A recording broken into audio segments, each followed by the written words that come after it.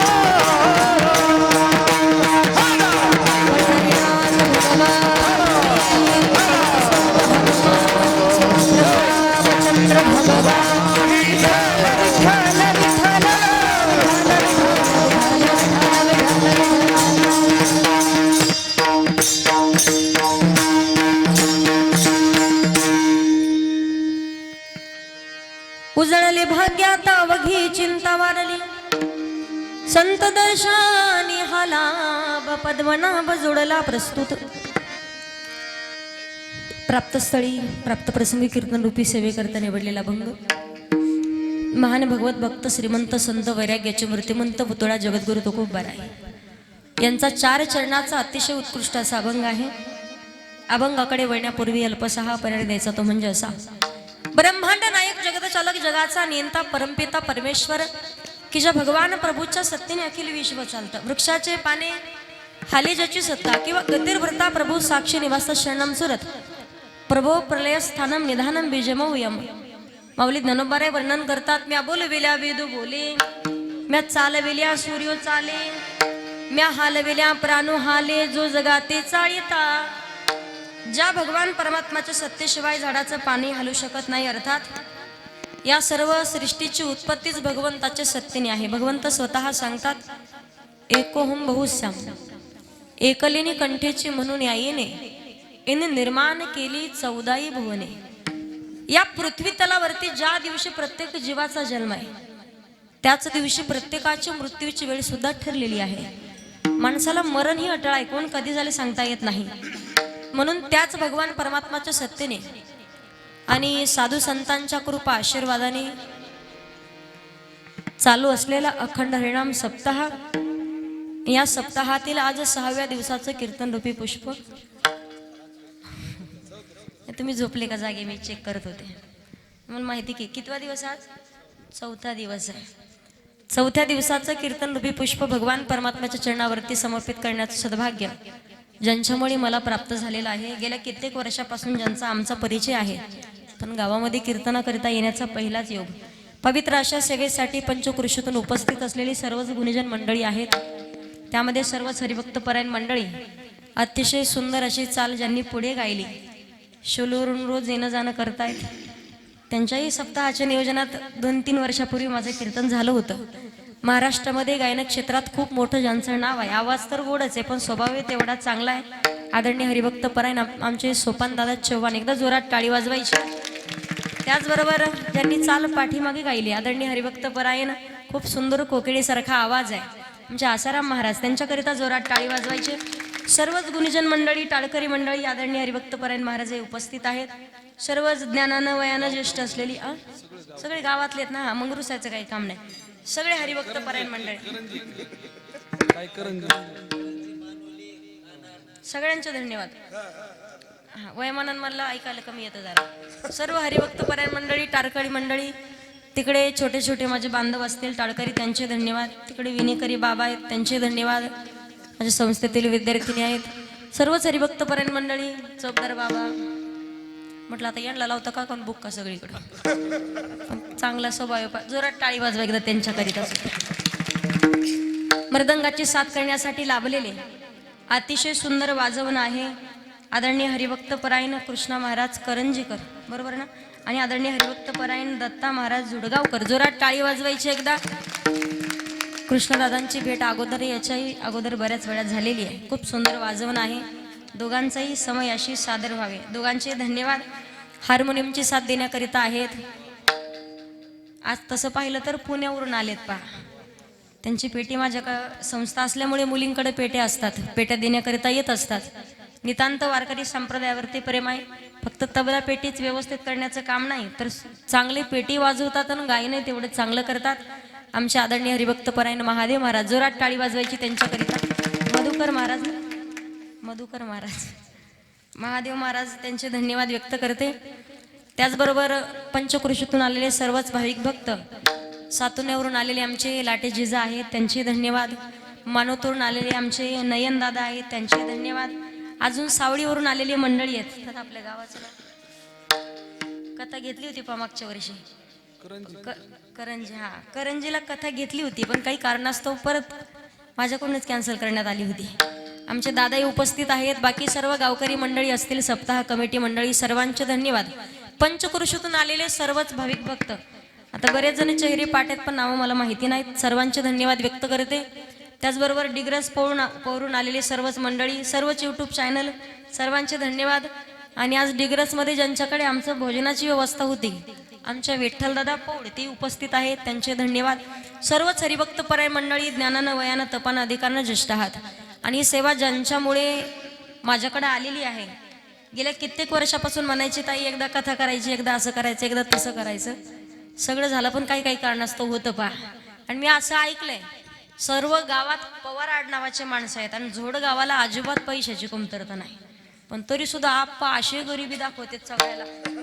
Phone केला की 8-8 15-15 दिवस तारीख घ्यायला. खरे का खोटे आप्पा? आपणचे धन्यवाद व्यक्त करते. खरोखर वारकरी संप्रदायावरती नितांत प्रेम आहे आणि सर्वच सप्ताह कमिटी मंडळी सर्वांचे धन्यवाद. एकदा सप्ताह कमिटीसाठी जोरात टाळी वाजवायची. त्याचबरोबर साऊंड सिस्टम सुद्धा एक नंबर आहे, त्यांच्याकरिता टाळी वाजवा एकदा. ज्ञानानं वयानं तपानं अधिकारानं ज्येष्ठ असलेली सर्वच मंडळी. या ठिकाणी अजून कोणी कीर्तनकार प्रवचनकार कथाकार असतील, चुकून कोणाचं नाव राहिलं तर क्षमा असावी. ज्यांच्या मुखारविंदातून तुम्ही श्रीमद भागवत महापुराण कथा श्रवण करत आहात, आमच्या परिसराचं भूषण आहे. आमच्या पंचकृषीतील आदरणीय हरिभक्त परायण गजानन महाराज सोळुंके सुंदर असे कथा तर करतात, कीर्तनही तेवढंच भारी असतात, गायनही तेवढंच चांगलं आहे. सर्वच हरिभक्त परायण मंडळी गावकऱ्याचं नितांत दादांच्या वरती प्रेम आहे. सर्व हरिभक्त परायण मंडळी चष्म्यावाले, फेट्यावाले, मिशावाले, गंधावाले, इकडे पदर घेतलेल्या, बिना पदरावाल्या सगळ्यांचे धन्यवाद व्यक्त करून आपण ईश्वराचं चिंतन पाहू. विठ्ठल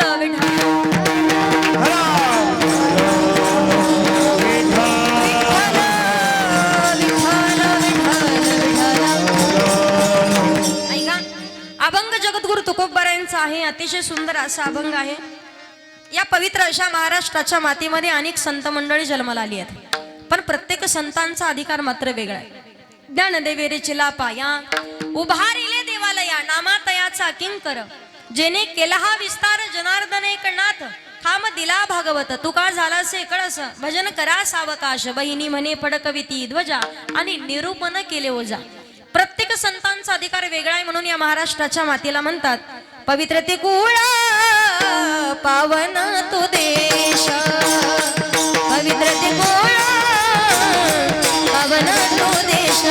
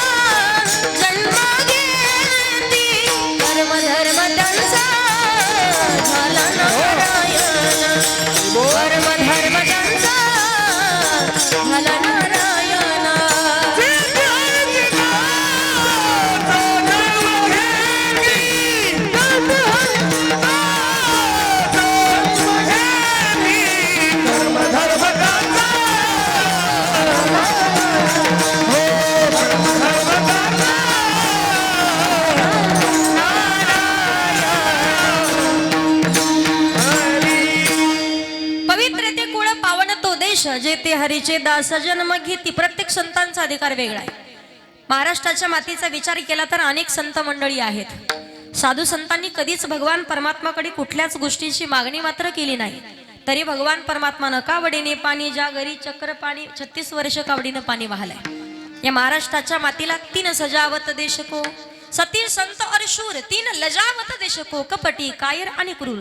सगळ्यात मोठी जबाबदारी कोणाची असेल तर ती माता माऊली यांची आहे. महिला मंडळ लक्ष देऊन ऐकताय ना? नाही जर बोलले आता कीर्तन संपेपर्यंत तर तुम्हाला एकीमेकीच्या शेजारणीची शपथ. सगळ्यात मोठी जबाबदारी कोणाची असेल तर ती माता माऊली यांची आहे. कधी कधी सांगत असते, कारण घरातली बाई संस्कारी असावी लागते. पहा, 99% संसार हा बाईच्या हातात असतो. घरातला माणूस बिघडला तर त्याला जागेवर आणण्याचं काम बाई करते, पण घरातली बाई बिघडली तर संसाराचं वाटोळ व्हायला वेळ लागत नाही. किती सुंदर मेकअप केला, नाक्या झुडगावाला चक्कर मारून आली आणि घरात जर गॅसला जाळ्या असतील तर अर्थ नाहीये. बाईचं दार सांगतं या बाईचं घर कसं आहे, आणि लेकराचे संस्कार सांगतात याच्या आईला किती संस्कार असतील. मला सांगण्याचं तात्पर्य श्री शक्ती सर्वसामान्य नाहीये. ज्या वेळेला दक्ष महाराजांनी भगवान भोलेनाथाला महायज्ञामध्ये पूजेचं स्थान दिलं नाही आणि महायज्ञात पूजेचं स्थान नाही म्हणून दक्ष महाराजांनी सतीला सांगावं, सती दे महादेवाला सोडून माझ्याकडे येऊन राहा. सतीनं सांगितलं, बाबा महादेवाला तर सोडू शकत नाही, पण तुमच्यापासून मिळालेला हा देह नक्कीच सोडेल. योगंगत लीन झाल्या. कित्येक त्रिकालमध्ये भगवान भोलेनाथ ब्रह्मांडामध्ये ते प्रेत घेऊन फिरायचे. भगवान विष्णूंनी सुदर्शन चक्र पाठवलं, सांगितलं याचे तुकडे करा. तुकडे केले, सगळे मिळून तुकडे झाले 51 शक्तिपीठ तयार झाले. आणि प्रामुख्यानं महाराष्ट्रामध्ये 3.5 शक्तिपीठ आहेत. कोल्हापूरची महालक्ष्मी, माहूरची रेणुका माता, तुळजापूरची तुळजा भवानी आणि वणीचे सप्तशृंगी अर्धपीठ आहे. भगवती मातेचे खूप मोठे उपकार आहेत. सरस्वती म्हणून आली तर जीवन जगण्याचं ज्ञान प्रदान करून जाते. हंसावरती बसून शारदे मयुरावरती बसून ये हंसावरती बसून शारदे मयुरावरती बसून करी घेऊन याविना करी मंजुळा गायना ये सबे मध्ये हसून शारदे मयुरावरती बसून। ती भगवती घरामध्ये अन्नपूर्णा म्हणून आली तर पोटातील आग शांत करते। तीच भगवती माता आपल्या घरामध्ये लक्ष्मी म्हणून आली तर धनदान करण्याचं काम करते। तीच भगवती माता आपल्या घरात रेणुका म्हणून आली तर घरातील रोगराई नष्ट करते। नवरात्र उत्सव करताना तुमच्याकडं सगळ्यांनी जोरात बोलायचंय। 9 दिवस उपवास करता का माय? पायातली चप्पल सोडता का? 9 दिवस भांडणं करायचे सोडता का? उपवास करताना 9 दिवस मला खरं खरं सांगायचंय, बाई जर घटस्थापनेच्या दिवशी मोजली सोपान दादा तर 35 किलो भरते आणि तीच बाई दसऱ्याच्या दिवशी मोजली तर 85। 9 दिवस कसला उपासन कशाचं काय? 1 महिन्यापासून तयारी चालू असते। नवरात्रात नेमकं फराळाला काय काय चालतं तयारी करायची चालू असते। उपास करू नये मताची मी नाही, भगवती मातेचे खूप मोठे उपकार आहेत। मग माझा सगळ्यांना एक प्रश्न आहे, माई भगवतीचा जागर नवरात्र उत्सव केव्हापासून साजरा केला जातो? सगळ्यात पहिला भगवती मातेचा गोंधळी कोण? जोडगावकर। भगवती मातेचा विश्वातला सर्वात पहिला गोंधळी कोण की तेव्हापासून नवरात्र उत्सव करण्याची प्रथा चालू झाली? बोला ना, बरेच कीर्तन कथा ऐकल्या तुम्ही। भगवती मातेचा विश्वातला सर्वात पहिला गोंधळी कोण? नवीन प्रसंग सांगते तुम्हाला। सर्वात पहिला गोंधळी कोण असेल? ब्रह्मदेवाचे मानसपुत्र पहिला आहेत नारद मुनी आणि दुसरे आहेत दक्ष महाराज। ज्या वेळेला दक्ष महाराजांनी ब्रह्मदेवानी सांगावं दक्षा तुला प्रजापती पद देतो पण मला या सृष्टीच्या निर्मितीत मदत कर। दक्षाने 20,000 पुत्राची निर्मिती केली। अरण्यात पाठवलं, जा म्हणे तप करा आणि कित्येक काळ तपश्चर्या करून परत आल्याच्या नंतर तुमचं लग्न लावून देतो म्हणे, नंतर मला या सृष्टीच्या निर्मितीत मदत करा। त्यानंतर 20,000 मुलं निघाले, अरण्यामधून कित्येक दिवस तप केले आणि परत निघाले। पण येत असताना शेंडेवाल्या बाबांनी अडवलं, जे कधी एका ठिकाणी थांबत नाहीत, अखंड विण्याचा झंकार करतात, चिपळी वाजवल्याशिवाय राहत नाही आणि कधी कधी आग लावल्याशिवाय राहत नाही। कंठात भजन असतं, नारायण श्रीमन नारायण नारायण नारायण नारायण नारायण श्रीमन नारायण नारायण नारायण नारायण नारायण श्रीमन नारायण नारायण नारायण नारायण। त्यांचं नाव राधा अक्का। नाव काय नाव आहे? ज्यांच्या कंठात अखंड भजन आहे, गड्यामध्ये अखंड वीणा आहे, मध्ये मध्ये आग लावल्याशिवाय राहत नाही, त्यांचा कळीचा काय म्हणतात? त्यांना कळीचा। आपल्या गावात आहे का? आपल्या गावातला वेगळा आणि ते वेगळे। गावातल्या नारदांनी कळ लावले तर अख्ख्या झोड गावाचं वाटलं, पण त्या नारद मुनींच्या कळ लावण्यामध्ये सुद्धा जगताचं हित होतं। नारद मुनींनी 20,000 मुलांना सांगितलं, अरे कशाला संसाराच्या भानगडीत पडता, दुःख बांधावडी ह्या संसार लटिका व्यवहार, भानगडीत पडू नका संसाराच्या। संसार करून कोणाचं भलं झालंय का? परत जा। 20,000 मुलं परत गेले। दक्षाला राग आला, दक्षाने श्राप दिला, नारदा कधीच तुम्ही एका ठिकाणी थांबून कोणाला उपदेश करू शकणार नाही, म्हणून नारदजींच्या पायामध्ये चाळ आहे, अखंड भ्रमंती चालू, कधीच एका ठिकाणी थांबत नाहीत। ज्या वेळेला श्राप दिला तर ब्रह्मदेवाले, दक्षा काय केलेस तू? बाबा बरोबर केलंय मी। दक्षा, अरे 20,000 मुलं तू निर्माण केले होते, तुला या सृष्टीच्या निर्मितीत मदत व्हावी म्हणून, पण ते धड स्त्री नाही आणि धड पुरुषही नाही, किन्नर जातीचे होते। एवढ्या मोठ्या महापापातून तुला नारदांनी वाचवण्याचं काम केलंय आणि तू श्राप दिलाय। बाबा आता या पापातून उतराय होण्याकरिता काय करावं लागेल?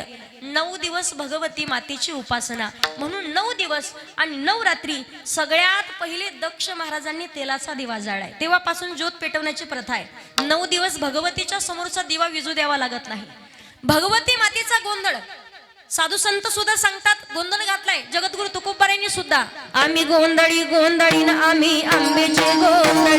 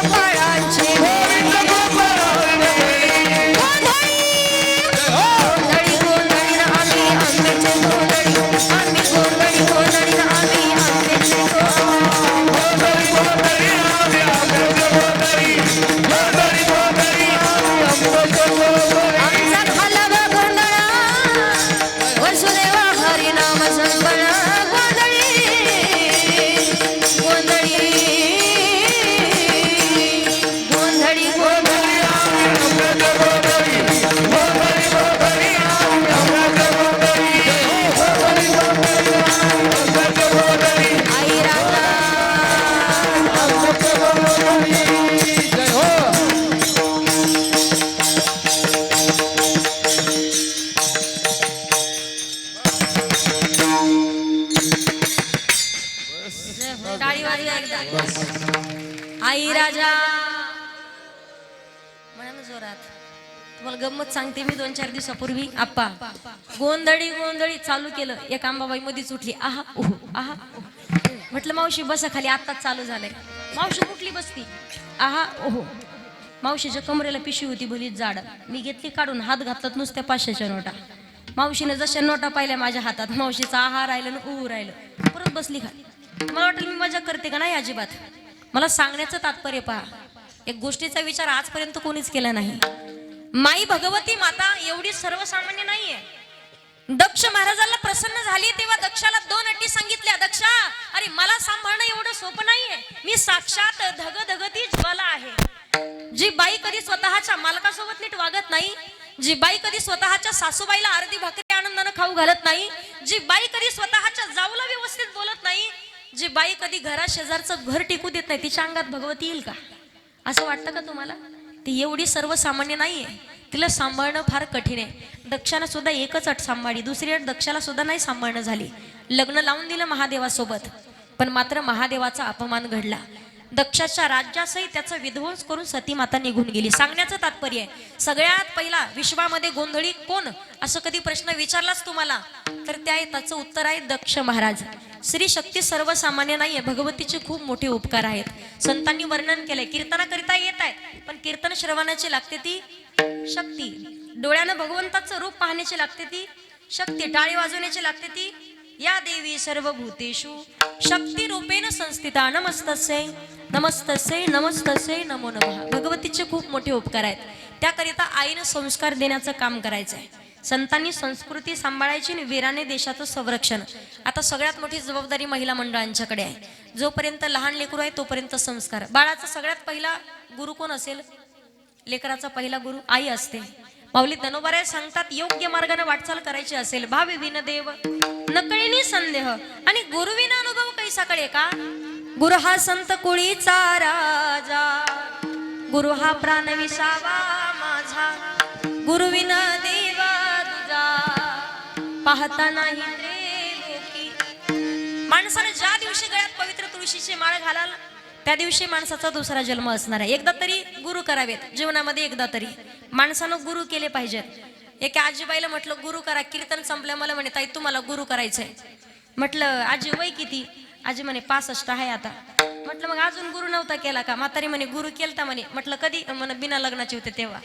म्हटलं मग काय झालं? लग्न झालं आणि 2 वर्षात तो गुरु मेला. म्हटलं मग 4 वर्षानं परत एक गुरु केला म्हणली. मग 8 वर्षात तोही गुरु. मला का गुत्त दिले काय एकटीला? बोला ना काहीतरी. पुढे म्हटलं मग अजून 4-5 वर्षानं दुसरा एक गुरु केला. ₹100 दिला बाई मी गुरु केला. म्हटलं मग परत 5 वर्षांनी तोही गुरु मेला. म्हटलं मग आता काय विचार? आता तुम्हाला गुरु करायचंय म्हणली.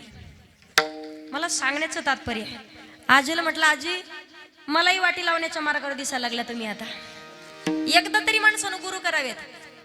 वेळ निघून गेल्यावर सावध होण्यात अर्थ नाहीये. परमार्थ करावा तर ना भाग्यवंत नटे हरी कीर्तनात जवळ हे सगळं सिद्ध आहे. हात चालावया पाय तव तू आपले स्वहित पाहे. तीर्थयात्रा जाय चुकू नको योग्य वेळेत. वेळ निघून गेल्यावर परमार्थ करण्यात अर्थ नाहीये. 75 वर्षाचे बाबा म्हणे ताई माळ घालायची होती. म्हटलं बाबा वय किती? म्हणे 75. म्हटलं अजून माळ नाही घातली. आता नसती घातली पण चावणं म्हणे आता. वेळ निघून गेल्यावर सावध होण्यात अर्थ नाहीये. एकदा तरी गुरु करावेत. प्रत्येकाच्या हृदयाला स्पर्श करणारं सुंदर असं भजन आहे पहा.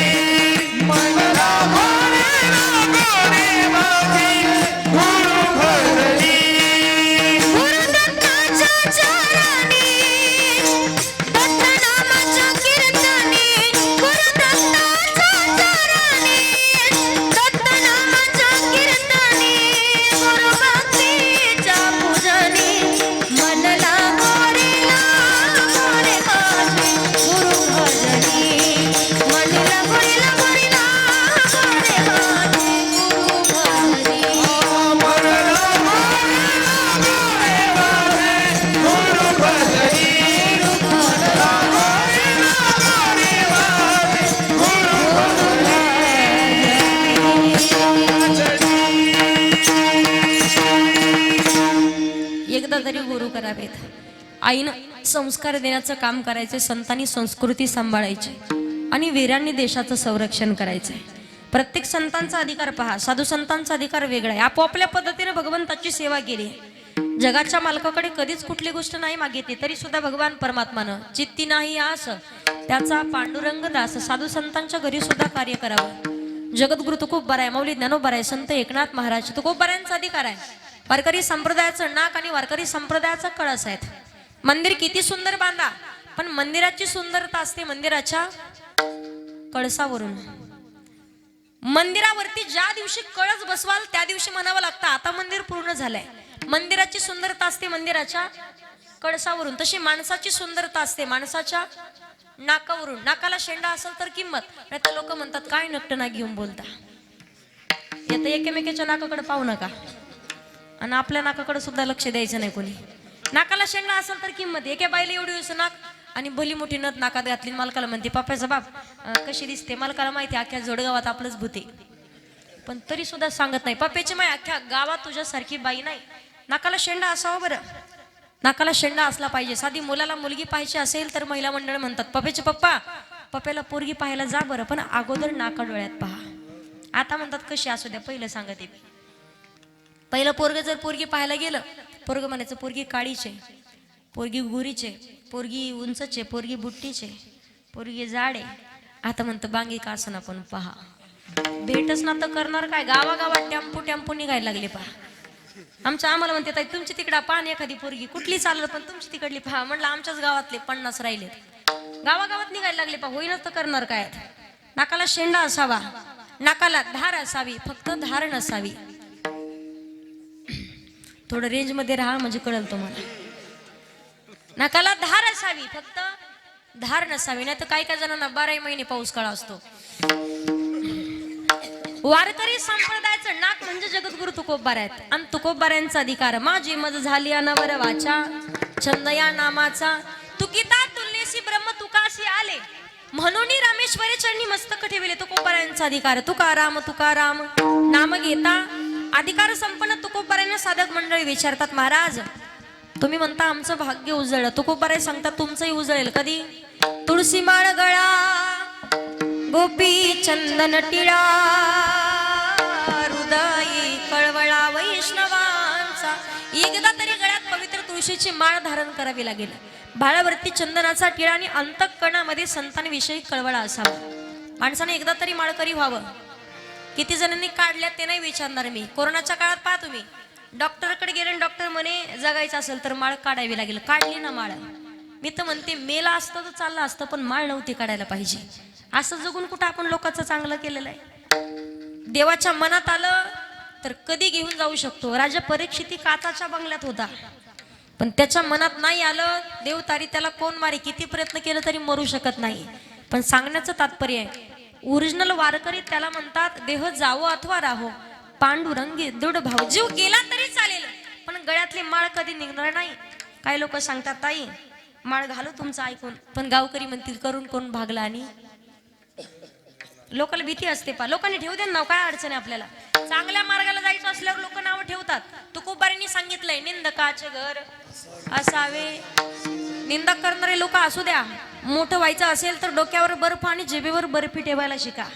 माणसानं जीवनात जगावं, पण कसं जगावं माहितीये. समुद्राच्या पत्न्यांचे नाव माहितीये का तुम्हाला. समुद्राच्या पत्न्या गंगा यमुना सरस्वती कावेरी. ज्या वेळेला एका वेळेला समुद्रानं सुद्धा त्यांच्या पत्न्याकडे मागणं घातलं, म्हणजे दरवेळी मला भेटायला यायला लागले की काही ना काहीतरी मला भेट म्हणून आणता. पण माझी एक इच्छा आहे, ती भेटवस्तू आणाल का. काय पाहिजे म्हणे मला लवळ्याचं गवत पाहिजे. गंगा म्हटल्या नद्यांनी सगळ्यांनी उत्तर दिलं म्हणे स्वामी तुम्हाला पाहिजे असेल तर आम्ही कोणाची घरं आणू, तुम्हाला पाहिजे असेल तर कोणाची ढोरं आणू, एवढंच नाही तर झाडं आणू, तेवढंच नाही तर कोणाची लेकरं आणू, पण मात्र लवळ्याचं गवत मागू नका. का.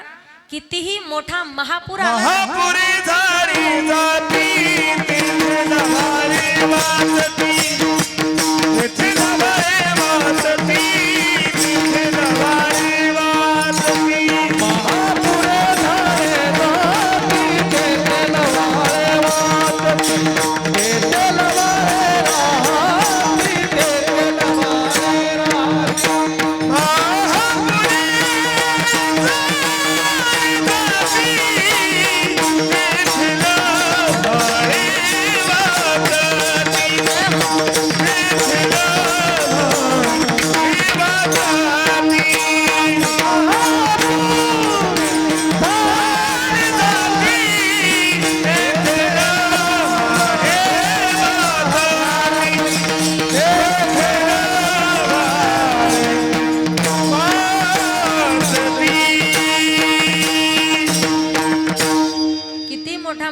आला ना, महापुरामध्ये सगळ्या गोष्टी वाहून जातात.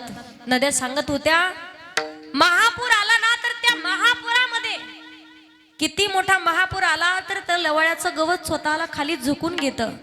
आणि एकदा का महापूर निघून गेला, परत तेवढाच नव्यानं ताट मानेनं उभं राहतं. माणसाला जीवनात तसंच जगायचंय पहा. सांगण्याचं तात्पर्य लहान म्हणून जगाल. संतांनी वर्णन केलंय, लहानपणा देगा देवा, लहानपणा देगा देवा, मुंगी साखरेचा रवा, मुंगी साखरेचा रवा, लहानपणा देगा देवा. लहान म्हणून जगाला तर सगळ्या गोष्टी, सगळी कामं होतील.